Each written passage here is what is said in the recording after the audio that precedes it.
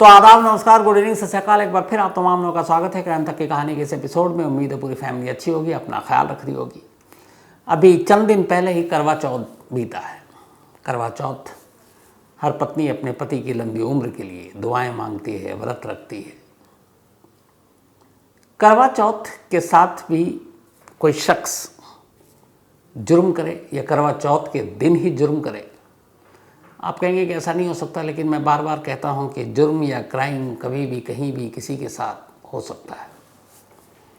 ये कहानी 2020 की लखनऊ की है और एक अजीब कहानी है। एक ऐसी कहानी, एक ऐसा मर्डर केस, कत्ल की एक ऐसी उलझी हुई पहेली जिसे लखनऊ पुलिस सुलझा नहीं पाती, तमाम हथकंडे अपनाने के बावजूद। और फिर कैसे इस केस को एक आत्मा अपने हाथ में लेती है और कैसे उसके बाद ये केस सुलझता है, ये उसकी कहानी है। कहानी रूबी की है। रूबी लखनऊ में रहा करती थी, एक गरीब परिवार की लड़की, पर जिंदगी ठीक ठाक चल रही थी। रूबी की शादी हो गई, शादी के बाद 2 बच्चे हुए, लेकिन कुछ वक्त के बाद ही पति के साथ अनबन थी। पति शराब पीता था, तो पति और पत्नी दोनों अलग हो गए। अब रूबी अपने दोनों बच्चों के साथ अपनी ज़िंदगी को गुजारने के लिए अपने माँ के घर आ गई। माँ भी अकेली थी और कोई था नहीं, तो माँ को भी अपने बेटी का सहारा मिल गया, बेटी को माँ का सहारा मिल गया और सभी कुछ ज़िंदगी में ठीक ठाक चल रहा था। रूबी की उम्र कोई ज़्यादा नहीं थी। अब माँ के साथ रहते रहते उसी थोड़ी दूरी पर एक तांत्रिक रहा करता था और उस तांत्रिक के पास आसपास के लोग आते थे। कई लोग दूर से भी आते थे अपनी अपनी समस्याओं को लेकर, कई जादू टोना करवाने के लिए, कई और अपनी सारी चीज़ें। एक आदमी जब बेबस मजबूर हो जाता है और या फिर डरा हुआ होता है, तो हमेशा तांत्रिक लोग उसका बहुत फ़ायदा उठाते हैं। तो उसी वजह से बहुत सारे लोग उसके पास पहुंचते थे। रूबी भी, अब चूँकि उसकी ज़िंदगी में बहुत सारी चीज़ें थी, पति से तलाक हो चुका, 2 बच्चे, उधर माँ, क्या करे। तो रूबी भी उस तांत्रिक के पास गई कि शायद ज़िंदगी में कुछ ऐसी चीज़ें हों, कुछ ऐसी खुशियाँ हों जो उसके पास आए। तो वो तांत्रिक के पास गई। कई बार वहम होता है, उसे लगा कि तांत्रिक के पास जाने के बाद कुछ फ़ायदा होने लगा है, तो वो जाने लगी। धीरे धीरे वो लगभग हर हफ्ते, महीने में 3-4 बार तांत्रिक के पास जाती। और तांत्रिक के पास जब वो जाती तो कई बार अपनी माँ को भी ले गई। तो माँ भी ये जानती थी कि रूबी जो है, उसकी बेटी तांत्रिक के पास अक्सर जाती है अपनी समस्याओं को लेकर, और काफ़ी जाती है। तो तांत्रिक से माँ भी अनजान नहीं थी। धीरे धीरे वक्त बीता, जैसा जैसा तांत्रिक समस्याओं को दूर करने के लिए उपाय बताता वो करती जाती। 2020 में करवा चौथ का दिन आता है। करवा चौथ सारी पत्नियां व्रत रखे हुई हैं, लेकिन अब चूंकि रूबी का पति उसे छोड़ चुका है, तो उसका कोई व्रत और ये सारी चीज़ें नहीं थी। शाम के बाद रात हुई। ठीक करवा चौथ की रात अचानक रूबी अपनी माँ से कहती है कि मैं ज़रा तांत्रिक से मिलकर आती हूँ। चूँकि वो पहले भी कई बार गई थी, शाम को, रात को, और लौट आती थी आधा 1 घंटे में। तो माँ ने कहा ठीक है, जाओ मिलकर आ जाओ। अब रूबी तांत्रिक के पास जाती है, लेकिन कई घंटे बीत जाते हैं, वो लौटती नहीं। माँ को फिक्र होती है। माँ जब कुछ घंटे के बाद भी बेटी नहीं लौटी तो वो तांत्रिक के पास पहुँची, क्योंकि वो तांत्रिक को वो भी जानती थी। तांत्रिक के पास जाकर रूबी की माँ ने पूछा कि मेरी बेटी आपसे मिलने आई थी, वो घर नहीं लौटी। तांत्रिक ने बताया कि नहीं, आज तो रूबी आई ही नहीं। अब माँ को बड़ा अजीब लगा कि बेटी ने झूठ बोला। तांत्रिक के पास कुछ और भी लोग बैठे हुए थे, उन्होंने कहा नहीं, आज तो रूबी आई नहीं है, क्योंकि छोटा सा इलाके में लोग एक दूसरे को जानते हैं। अब परेशान माँ घर लौट आई। उसे लगा कि पता नहीं किसी से मिलने तो नहीं चली गई। तमाम तरह के ख्याल मन में आ रहे हैं। किसी तरह कश्मकश में पूरी रात बीत गई। अगले दिन माँ ने इधर उधर ढूंढना शुरू किया कि कहीं चली गई, ज़िंदगी में परेशान है, कुछ कर न ले। दूसरा दिन भी बीत गया, तीसरा दिन भी बीत गया, चौथा दिन भी बीत गया, 4 दिन हो गए। रूबी का कोई अता पता नहीं, कोई सुराग नहीं। कई बार तांत्रिक से पूछा, तांत्रिक ने कहा कि शायद कहीं आसपास ही हो, क्योंकि मजबूर माँ अब तांत्रिक से अपनी बेटी का पता पूछ रही। लेकिन 4 दिन जब हो गए, तमाम कोशिशें कर ली रूबी की माँ ने और रूबी का पता नहीं चला। तब रूबी की माँ को फिर लगा कि कुछ कहीं गड़बड़ ना हो जाए। इसी के बाद रूबी की माँ लखनऊ के एक पुलिस स्टेशन पहुँचती है और रूबी की मिसिंग की कंप्लेंट लिखा देती है। पुलिस रिपोर्ट लिखती है और फ़ौरन एक्शन भी लेती है। रिपोर्ट लिखने के बाद अब पुलिस तलाश शुरू करती है। सबसे पहले रूबी की मां का बयान दर्ज होते हैं। उस रात की, करवा चौथ की रात की पूरी कहानी पुलिस पूछती है। तो रूबी की मां बताती कि वो ऐसे ऐसे शाम को निकली थी तांत्रिक के घर जाने के लिए। पुलिस की एक टीम फ़ौरन तांत्रिक के पास पहुंचती है। अब तांत्रिक का नाम आते ही पुलिस के वैसे ही पिछले बहुत सारे ऐसी केसेस हो चुके हैं जिसमें पुलिस को लगा कि यह तो बड़ा सीधा सा केस है, तांत्रिक ही को पता होगा कि रूबी कहाँ है, उसी ने कुछ गड़बड़ किया है। पुलिस ने तांत्रिक से पूरी पूछताछ की, सख्ती से भी की, तमाम तरीके से की, लेकिन तांत्रिक ने बताया कि वो आती तो थी लेकिन करवा चौथ के दिन नहीं आई। पुलिस को लगा कहीं ना कहीं से कि तांत्रिक शायद सच बोल रहा है, लेकिन फिर भी तांत्रिक के ऊपर शक था। अब पुलिस ने फिर रूबी का मोबाइल लिया और रूबी की मां से नंबर लेने के बाद और मोबाइल लेने के बाद अब उसके कॉल डिटेल खंगालने शुरू किए। जब कॉल डिटेल खंगालने शुरू किए तो पुलिस ने देखा कि रूबी के मोबाइल पर तमाम नंबर हैं, नॉर्मल बातचीत होती है, लेकिन 2 ऐसे नंबर हैं जिन पर वो ज़्यादा बात करती है और काफ़ी देर तक बात करती है। तो एक तो नंबर था उस तांत्रिक का और एक दूसरे शख्स का। अब जब उस दिन करवा चौथ की बात है, उस दिन भी तांत्रिक से रूबी की बात हुई और उस दूसरे शख्स से भी हुई। पुलिस को लगा कि यही कोई दोनों में से कोई एक है कल्प्रिट। तो पुलिस ने अब तांत्रिक को कॉल डिटेल के हवाले से उठाया और उठाने के बाद थाने ले गई। दूसरी तरफ पुलिस की एक दूसरी टीम उस दूसरे शख्स को भी उठाकर थाने ले आई और अब उससे पूछताछ शुरू की। दोनों ही साफ इनकार करने लगे कि रूबी कहाँ है, हमें ये नहीं मालूम। पुलिस ने तमाम तरीके अपनाए, जो 3rd डिग्री है वो भी अपनाए, क्योंकि पुलिस एक चीज़ में कन्फर्म थी, वो ये कि रूबी की गुमशुदगी की पहेली यही दोनों जानते हैं, या तो तांत्रिक या वो दूसरा शख्स जिससे रूबी लंबी बातें किया करती थी और काफ़ी बातें किया करती थी। तो इसी के बाद अब पुलिस ने जब उन दोनों के ऊपर 3rd डिग्री अपनाना शुरू किया और काफ़ी टॉर्चर किया, लेकिन दोनों ने मुंह नहीं खोला। तांत्रिक बार बार अपने आप को बेकसूर बता रहा, वो शख्स भी दूसरा अपने आप को बेकसूर बताता रहा। अब इसने 3rd डिग्री के बावजूद जब दोनों ने मुंह नहीं खोला और उस मोबाइल के कॉल डिटेल के अलावा पुलिस के पास कोई क्लू नहीं, पुलिस को लगा कि कहीं मामला उल्टा ना हो जाए। तो कई दिनों तक हिरासत में रखने के बाद जब कोई सबूत सुराग मिला नहीं, दोनों ने इकबाल जुर्म किया नहीं, पुलिस ने दोनों को छोड़ दिया। लेकिन जो जांच टीम थी उसने कहा इन दोनों पर नज़र रखो। अब 2 लोग थे, दोनों को छोड़ दिया गया। रूबी का अब तक कोई सुराग नहीं। इधर पुलिस में एक ये भी था कि शायद रूबी कहीं और किसी के साथ गई हो, लौट आएगी, क्योंकि हाई प्रोफाइल इतना मामला तो था नहीं। तो पुलिस उसको लेकर भी थोड़ी सी बेफिक्र थी कि शायद ये ऐसा कुछ मामला नहीं है। तो इसके बाद पुलिस का अब रवैया और जांच उसने सुस्त रफ्तार हो गई, बहुत ज़्यादा इंटरेस्ट भी नहीं रहा, क्योंकि 2 ही सस्पेक्ट थे। दोनों को पुलिस ने तमाम तरह से उगलवाने की कोशिश की, लेकिन वो खुले नहीं, बताया नहीं। तो अब पुलिस, वक्त बीतने लगा और रूबी के केस से एक तरह से उसकी दिलचस्पी कम होने लगी। करीब 6 महीने बीत गए। ये बात है 2020 की, और 2020 वही करीब अक्टूबर या नवंबर का महीना था। अब 2021 आ गया और 2021 करीब मार्च के आसपास या अप्रैल, पुलिस लगभग भूल चुकी थी। गाहे बगाहे रूबी की मां थाने ज़रूर जाती और पूछती कि मेरी बेटी का कोई सुराग मिला, कोई पता मिला। पुलिस अपने हाथ खड़े कर लेती, कहती कि हम कोशिश कर रहे हैं, जांच जारी है, लेकिन होता कुछ नहीं। 6 महीने बीत गए, रूबी का ना कुछ सुराग मिला, ना कोई खबर मिली। उधर उसके 2 छोटे बच्चे, वो भी परेशान बिना माँ के, और माँ भी परेशान कि बेटी पहले ही पति ने साथ छोड़ दिया, ऊपर से 2 बच्चे हैं और अब खुद माँ गायब हो गई है। तो सारा मतलब उथल पुथल था ज़िंदगी में, रूबी के घर वालों के, रूबी की माँ के और बच्चों पर। 6 महीने बीत गए और कोई क्लू नहीं मिला। इस दौरान में पुलिस ने बीच में भी कई बार तांत्रिक और उस दूसरे शख्स से पूछताछ की, कोई फ़ायदा नहीं हुआ। 6 महीने बाद एक रोज़ थाने में कई पुलिस वाले मौजूद थे, जैसा कि वो हमेशा होते हैं। अचानक शाम का वक्त था, अंधेरा होने वाला था, लखनऊ के उस पुलिस स्टेशन में एक शख्स दाखिल होता है।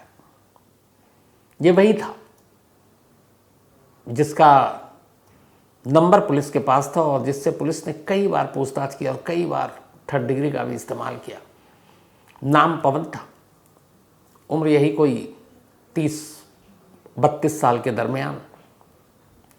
थाने पहुंचा, पुलिस उसको देखकर, चूँकि कई बार वो थाने आ चुका था, पहले कई बार खातिरदारी हो चुकी थी, तो पुलिस को लगा कि ये यहाँ क्यों। तो आया, परेशान, घबराया हुआ बेहद, बोल रहा है तो उसके होंठ उसका साथ नहीं दे रहे। पुलिस ने पूछा कि भैया हुआ क्या। तो उसने कहा साहब आप मुझे पकड़ लो, मैं रूबी का कातिल हूँ। अब पुलिस ने कहा कि ये क्या बकवास कर रहा है, इतनी बार इसके ऊपर सब कुछ किया, इतने इसके ऊपर हमने डंडे फंडे भी चलाए और ये ढीठ बना रहा है और आज ये थर थर काँप रहा है और बेहद घबराया हुआ। और ख़ुद पुलिस ने पहले देखा थाने के बाहर कोई और तो नहीं है जो इसको मार पीट के यहाँ लाया, देखा कोई नहीं है। तो उन्होंने कहा तुम अपनी मर्ज़ी से आए। उसने कहा हाँ मैं अपनी मर्ज़ी से आया और प्लीज़ आप मुझे पकड़ लो, मैं अपना जुर्म कबूल कर रहा हूँ और रूबी को मैंने मारा। पुलिस को लगा कि ये थोड़ा इसकी जहनी हालत ठीक नहीं है और ये थोड़ा पागल वागल ना हो गया हो। ये है कि कहीं पुलिस ने इतना मारा पीटा है तो उसकी वजह से इसके ऊपर कोई दिमागी असर तो नहीं गया। पुलिस वाले भी थोड़ा घबरा रहे हैं कि यार अगर इसको कुछ हो गया तो पूरा थाना निपट जाएगा। तो उसको बड़ी प्यार से पुलिस वालों ने बैठाया कि अच्छा घबराओ मत, बताओ। उसने कहा नहीं मैं घबरा नहीं रहा हूँ, बस आप मुझे पकड़ लो वरना मैं शायद मर जाऊँगा। तो उसने कहा ऐसा क्या हो गया। उसने कहा रूबी की आत्मा पिछले 6 महीने से मुझे सोने नहीं दे रही है। शुरुआत में तो मुझे लगा चलो 1-2 दिन के बाद ये मामला है, फिर धीरे धीरे उसकी याददाश्त ख़त्म हो जाएगी। लेकिन बोला इधर कई दिनों से दिन रात जिसको देखता हूँ मुझे हर एक के अंदर रूबी का चेहरा नज़र आता है। मैं रात को सोता हूँ तो नींद नहीं आ रही है क्योंकि ऐसा लगता है रूबी मेरे बराबर में है, ये मुझे उठा रही है, मुझे धमका रही है। पुलिस ने कहा ये बहकी बहकी बातें कर रहा है, ज़रूर कुछ गड़बड़ है। और डर भी है पुलिस वालों को। अब पुलिस वाले एक कातिल जो कह रहा है कि मैंने कत्ल किया मुझे पकड़ लो, उसके साथ हमदर्दी है। वो कह रहे हैं तुम घबराओ मत, हम लोग हैं, तुम पुलिस थाने में हो, डरने की ज़रूरत नहीं है। कह रहा मैं कोई डर वर कुछ नहीं रहा हूँ, बस आप मुझे जो कह रहा हूँ मेरी बात मानो और मुझे पकड़ लो। तब पुलिस वाले भी थोड़े नॉर्मल हुए, उन्होंने कहा यार ये कुछ कह रहा है। तो फिर उन्होंने कहा अच्छा ये बता तूने मारा क्यों। तो उसने कहा देखिए साहब जो करवा चौथ का दिन था और उस रात हम दोनों में प्यार था। उसने पूरी कहानी सुनाई। जब उसके पति ने तलाक दिया उसके बाद वो अपनी माँ के पास आई, मैं उसी मोहल्ले में रहता हूँ, तो कई बार मुलाकात हुई। मुलाकात में हम दोनों एक दूसरे से बात करने लगे, फिर नंबर गांव में ही एक्सचेंज किया, गांव में कई बार मिलने जुलने लगे और फिर हम दोनों में प्यार हो गया और बस हमारा रिश्ता यूँ ही चल रहा था। करवा चौथ के दिन मैंने उससे मिलने के लिए कहा था क्योंकि कई बार होता था कि चलो शादी कर लेंगे, तो वो मुझे कि मैं तुम्हारा पति हूँ, तुम मेरी पत्नी के तौर पर देखता हूँ। शादी वादी हुई नहीं थी। तो उसने कहा करवा चौथ के दिन मैंने कहा कि यार दुनिया सब ने पत्नी पति के लिए लंबी उम्र के लिए व्रत रखे हैं, दुआएं मांग रही, कम से कम तुम आ जाओ तो हाँ हमारा भी दीदार कर लो। तो कहता है रूबी आ गई मेरे घर। जब रूबी आई तो फिर उससे मैंने कहा कि तुम आज घर मत जाओ, रात यहीं गुजार लो, करवा चौथ का दिन है, पति पत्नी जैसे रहते हैं वैसे रहेंगे हम लोग एक साथ। रूबी इसके लिए तैयार नहीं हुई। उसने कहा नहीं मेरे घर में 2 छोटे बच्चे हैं, मेरी माँ है और ये जो कुछ भी है सब शादी के बाद। तो उसने बोला मैंने बहुत मनाने की कोशिश की, वो मानी नहीं। फिर मुझे गुस्सा आ गया। गुस्सा आया तो घर में कोई चीज़ रखी हुई थी वज़नी, मैंने उठाया और उसके सर पर मार डाला क्योंकि मैं शराब के नशे में था। तो नशे में मुझे कुछ पता नहीं, मेरी ज़िद ये थी कि वो घर पे रुके और मेरे साथ सोए, लेकिन वो मान नहीं रही थी। तो इसी गुस्से में मैंने सर पे मारा। जब सर पे मारा तो फिर थोड़ी देर के बाद मैंने देखा कि वो बिस्तर पर पड़ी हुई है, उसकी सांसें रुक गई हैं, खून बेतहाशा बह रहा है और वो मर चुकी है। जब ये हुआ तो मेरे सारे नशा हिरन कि क्या कर दिया मैंने, मैं ऐसा करना नहीं चाहता था लेकिन सब नशे में हो गया। बोला मैं घबरा गया कि मैं तो पकड़ा जाऊंगा, पुलिस पकड़ लेगी। तो फिर मैंने सोचा क्या करूं। तो उसने कहा जिस कमरे में मैंने उसे मारा था उसी कमरे में फिर मैंने गड्ढा खोदना शुरू किया और गड्ढा खोदने के बाद इतना गड्ढा कि उसमें लाश आ जाए। रूबी की लाश को उसके नीचे रखा, ऊपर से मिट्टी डाली और उसको दफन कर दिया अपने ही रूम में। और उसके बाद मैं नॉर्मल रहने लगा। किसी ने पूछा ही नहीं। रूबी के गायब होने के लिए सब तांत्रिक के ऊपर शक कर रहे थे, मेरे पास कोई आया नहीं। लेकिन जब मेरा नंबर मिला पुलिस को तब वो आई। पर मुझे पता था कि जब तक ये लाश यहाँ है रूबी के बारे में कोई कुछ बता नहीं सकता है और मुझे पकड़ नहीं सकती पुलिस। तो एक परफेक्ट उसके हिसाब से उसने मर्डर कर दिया था। उसने कहा कि इसके बाद सब ठीक चल रहा था, लेकिन एक तो वो लाश उसके कमरे में थी और उसी कमरे में वो सोता था। तो जब भी शुरुआत में डर लगता, वो शराब पी लेता, नशे में कुछ देर के लिए भूल जाता। लेकिन उसने कहा कि पिछले कई दिनों से अब शराब का नशा भी काम नहीं कर रहा है और लगता है कि अब उस कमरे में से अचानक वो रूबी ज़मीन में दफन जो है वो बाहर निकलेगी और बाहर निकल कर मुझे मार डालेगी, मुझे धमका दे रही है।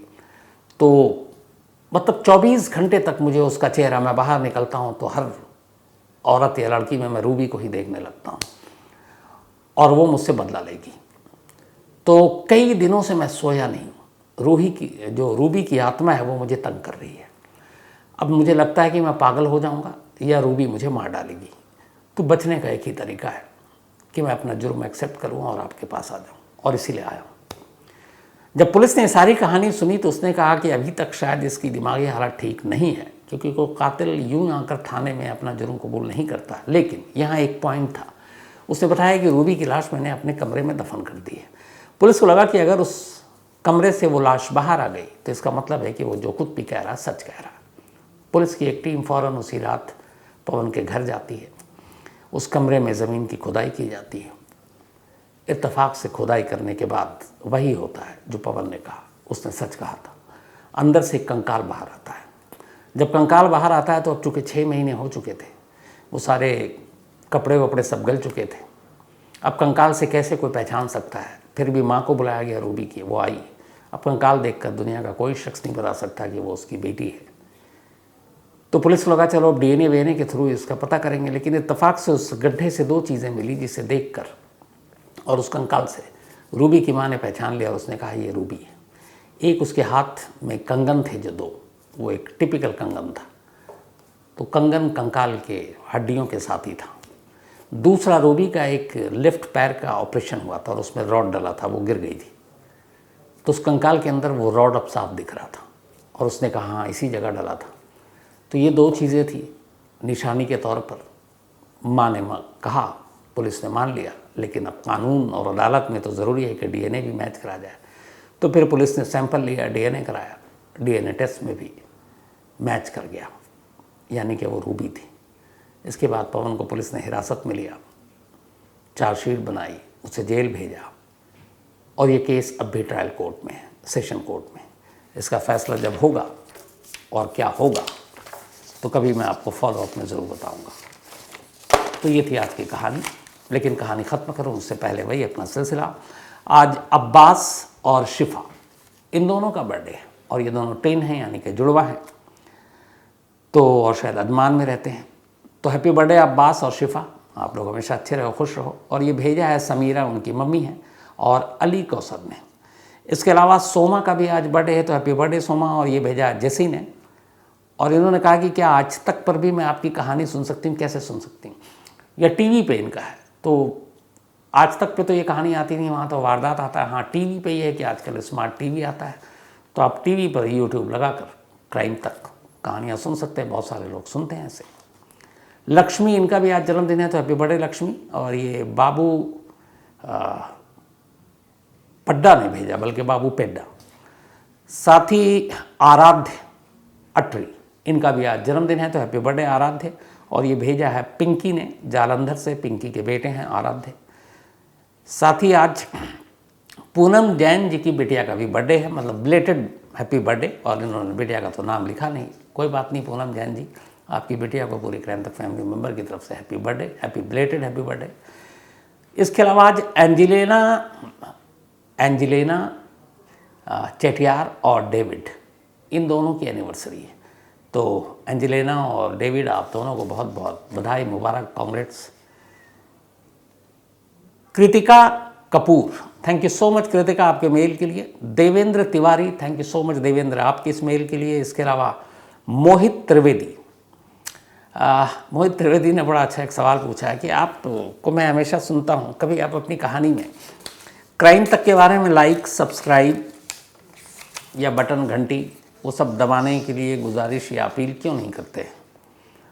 तो मैं आपको ये बता दूं मोहित भाई कि बहुत पहले जब शुरुआत में क्राइम तक शुरू किया था तो मैंने 2-4 बार बोला, 2-4 बार जब बोला तो बहुत सारे मेल एक साथ आ गए क्राइम तक फैमिली मेम्बर के कि सर आप ये मत बोला करो, अच्छा नहीं लगता आपसे। तो पहले तो मैंने वो सोचा, फिर दूसरा ये सोचा कि मैं अपनी फैमिली से ये नहीं करवा सकता यार आप इसको लाइक करो, सब्सक्राइब करो और बेल बटन दबाओ, जो भी है फैमिली से सीधे सीधी है कि यार जो भी है ऐसी होना चाहिए। तो इसीलिए मैं कभी ये नहीं करता हूँ, और नहीं करने का ये नतीजा है कि देखिए आजकल मतलब अराउंड 84-85 लाख का ये परिवार हो चुका है, कहाँ 500,000 से शुरू हुआ था। तो ये सब फैमिली की मोहब्बत है, और मैं यही चाहता हूँ हमेशा कि मोहब्बत कायम रहे, आप सब अच्छे रहे, इसी तरह से फैमिली एकजुट रहे। सागर पाथ गुडे, थैंक यू सो मच सागर। और इन्होंने बड़ा धमकी भी दिया और प्यार से भी मेल लिखा है। इन्होंने लिखा है कि मैं आपसे एक बार मिलना चाहता हूं और आपको आपका फेवरेट छोले भटूरे खिलाऊंगा, और अगर आप नहीं मिले और छोले भटूरे आपने नहीं खाए मेरे, तो फिर मैं आपको गन्ने का जूस पिला दूंगा, क्योंकि मुझे पता है कि गन्ने का जूस पीते ही आपके पेट में कुछ गड़बड़ शुरू हो जाती है। तो ऐसा नहीं है, मैं गन्ने के जूस की बजाय छोले भटूरे ज़रूर खाऊँगा आपके साथ सागर। तो आपसे मुलाकात होगी कल, लेकिन उससे पहले चलते चलते आपको एक झलकियाँ दिखाता हूँ। ये झलकियाँ हैं देहरादून में हुए जो अभी Friday, Saturday and Sunday crime literature festival. तो क्राइम लिटरेचर फेस्टिवल ये देश में अपने तरह का पहला था, जिसमें मैं भी था, तमाम लोग थे, बड़े बड़े दिग्गज लोग थे। तो उस फेस्टिवल में 3 दिन में तमाम क्राइम से या क्राइम की बुक से या फिल्मों से या रिपोर्टिंग से जुड़े हुए लोग आए, अपने अपने उन्होंने राय रखी। मैं कोशिश करूंगा कि वो अलग अलग टुकड़े आपको बीच बीच में क्राइम तक में डालता जाऊँ और आप उसे देखें। लेकिन इस 3 दिनों में क्या हुआ, 1-1.5 या 2 मिनट की ये झलकियाँ हैं, इसको ज़रूर देखिएगा, देखकर अपनी राय भी दीजिएगा। तो इन झलकियों के साथ आपको छोड़े जा रहा हूँ, और आपसे मुलाकात होगी कल रात 9 बजे किसी नई कहानी के साथ। तब तक अपना ख्याल रखिएगा, अपनों का ख्याल रखिएगा। Thank you very much.